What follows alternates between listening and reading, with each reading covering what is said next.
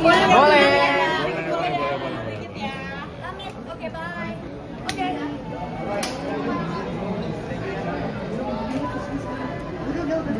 Oke, yuk. Karen. Thank you semua. Jujur, gak tau kenapa aku lebih nervous melakukan fashion show hari ini daripada di Paris. Padahal di Paris ya panggungnya kan berbagi bersama nama-nama dunia yang luar biasa, yang inspiratif. Hari ini pun sama, bareng Luna, bareng Bella. I'm very honored to be able to walk the runway. Tapi sesuatu tentang hari ini bikin aku lebih nervous daripada biasanya. Tapi kayaknya tadi sukses, reaksi penonton bagus, jadi aku bersyukur. Nervousnya karena apa, Kak? Nervousnya mungkin karena aku di-announce sebagai Lux Star yang baru. Jadi kan bisa dibilang menjadi bintang Lux itu sebuah hal yang ikonik ya. Kalau kita lihat ikon-ikonnya dari tahun 2000-an, orang-orang yang terlibat pun juga luar biasa reputasinya. Jadi untuk harus meneruskan legacy itu mungkin itulah yang bikin aku nervous. Cara menghilangkan nervous dari seorang Regina dengan cara apa, Kak? Aku tipe orang yang kalau udah di panggung, udah disorot sama orang-orang dan udah terjerumus dalam sebuah situasi, aku ya jalanin aja karena aku orang yang paling nggak takut untuk keluar dari zona nyaman. Jadi walaupun nervous ya jalanin aja, kan nggak mungkin berhenti dan kabur kan. Kak, itu kan jadi brand ambassador untuk sabun tersebut kan menjadi citra tersendiri ya, punya image tersendiri dari Kak. Untuk kamu sendiri seperti apa dengan akhirnya menjadi? Untuk bisa menjadi brand ambassador sebuah produk sabun yang as I said iconic dari tahun 2000-an, bangga, bersyukur dan gak nyangka aku hanya bisa berterima kasih sama Tuhan karena memberikan aku kesempatan ini, tapi juga berterima kasih sama industri kreatif kita karena ngerasa bahwa aku cocok dan layak untuk menjadi bintang baru dari brand tersebut. Kak, sebagai sahabat mungkin melihat video ini katanya mau break dulu dari dunia musik dan juga entertain, kamu seperti apa sih? Karena fokus penyembuhan. Boleh nggak pertanyaannya terkait acara hari ini atau mungkin hak pribadi? Aku nggak mau komentar soal itu. Support aja Kak sedikit mungkin sebagai sahabat. Ada pertanyaan lain? Sekarang lagi rajin banget masak-masak gimana sih, Kak? Tau nggak, aku kaget banget. Minggu lalu sempat ke Malaysia 1 hari aja. Dan bahkan warga Malaysia itu udah kena virus Sodo. Jadi aku sempat pijet di airport dan orangnya tuh bukan kaget, Cinta Laura tuh artis, ya Sodo. Itu tuh lucu banget karena belum pernah disapa oleh seseorang yang kaget lihat aku dengan kata Sodo. Dan aku dari dulu sebenarnya emang sering masak di rumah karena aku percaya bahwa makanan sehat itu bukan berarti makanan yang gak ada rasanya, tapi makanan sehat itu makanan yang kita masak sendiri dengan bahan-bahan yang alami, yang kita tahu isinya apa. Jadi akhirnya aku memutuskan untuk mulai sering-sering masak di social media karena orang-orang ternyata suka ngeliat aku masak dan menurut mereka menarik bahwa banyak bahan-bahan yang mungkin dianggap kurang sehat aku gantikan dengan bahan-bahan yang lebih sehat atau mungkin orang anggap premium gitu. Masak sama pasangan juga gitu nggak? Masak-masak bareng sama pasangan seperti apa? Aku sebenarnya dari dulu, dari awal pacaran sama Basco udah sering masak bareng. Kadang-kadang kita bikin pesto grilled chicken sandwich, pernah bikin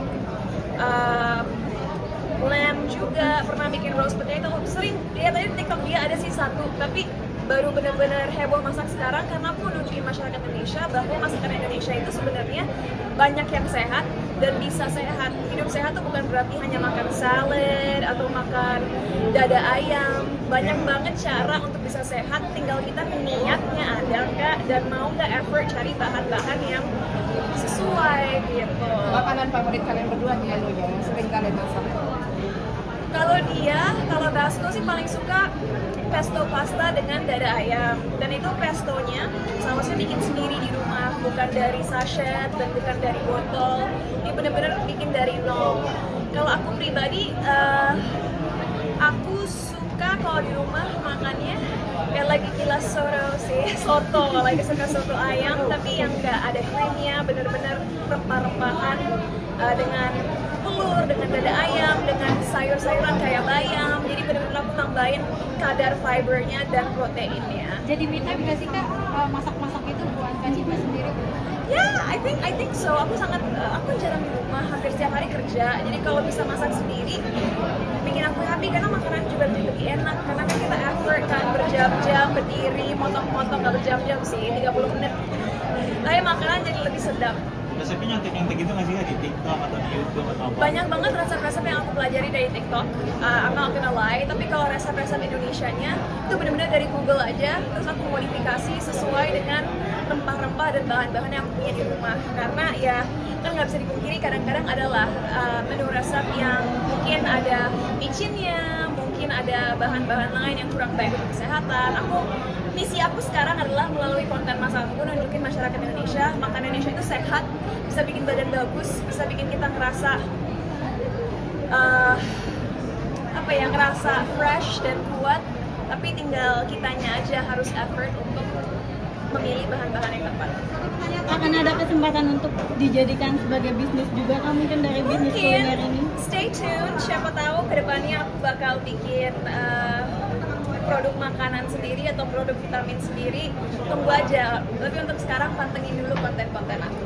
Dan dengan masak ini banyak yang bilang kayak semakin sempurna nih untuk menjadi seorang istri. Waduh, menurut aku memasak itu adalah sebuah skill set yang harus dimiliki laki-laki dan perempuan. Karena sebagai manusia kita harus bisa menjaga diri kita sendiri. Jadi kalau seorang laki-laki atau seorang suami mengandalkan istrinya untuk masak dan dianya nggak bisa masak sendiri, buat aku sih itu no ya, harus bisa mandiri. Tapi tentunya kalau aku masak buat keluarga atau buat pasangan itu adalah bentuk love language yang bukan seharusnya menjadi sebuah paksaan atau tuntutan, tapi memang dilakukan dari hati. Oke, Terima kasih banyak. jadi dari TikTok, I'm not gonna lie, tapi kalau resep-resep Indonesianya itu benar-benar dari Google aja, terus aku modifikasi sesuai dengan rempah-rempah dan bahan-bahan yang punya di rumah. Karena ya kan nggak bisa dipungkiri kadang-kadang adalah menu resep yang mungkin ada micinnya, mungkin ada bahan-bahan lain yang kurang baik untuk kesehatan. Misi aku sekarang adalah melalui konten masak aku nunjukin masyarakat Indonesia, makanan Indonesia itu sehat, bisa bikin badan bagus, bisa bikin kita ngerasa ngerasa fresh dan kuat. Tapi tinggal kitanya aja harus effort untuk memilih bahan-bahan yang tepat. Akan ada kesempatan untuk dijadikan sebagai bisnis juga kan mungkin dari bisnis kuliner ini? Stay tune, siapa tahu kedepannya aku bakal bikin produk makanan sendiri atau produk vitamin sendiri. Tunggu aja, tapi untuk sekarang pantengin dulu konten-konten aku.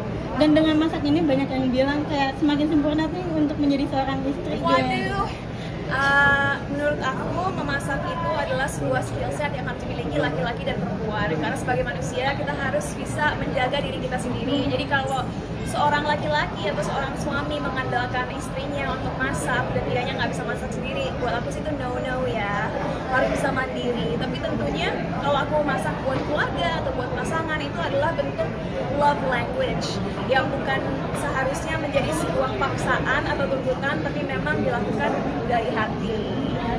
Oke, Terima kasih banyak.